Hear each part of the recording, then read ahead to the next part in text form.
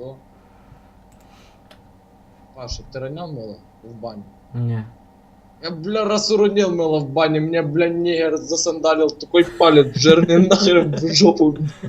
Что у меня жопа до сих пор болит. Ну ничего, я его проклял, и надеюсь, у него молочница.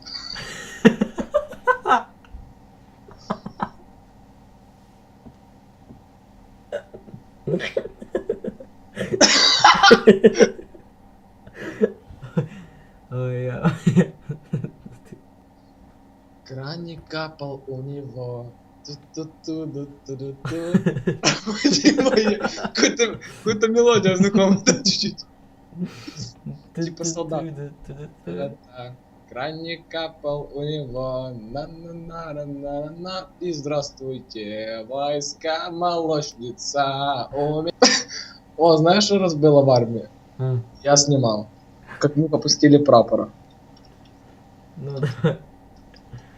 Що, є скритий відос? Как я прапорщика пропустил. Видел?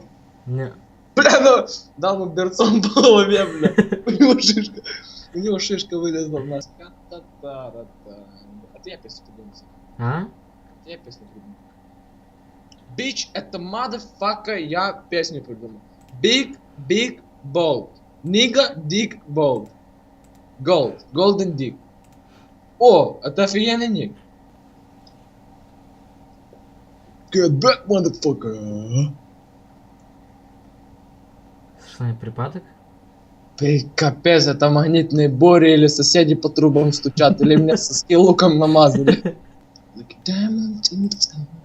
Что, блин, идти в туалет засрать или что? Що? Идти в туалет засрать, я так срать хочу. Или воздержаться в себе все держать.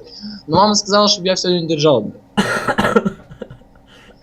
Чтоб молочницы не было.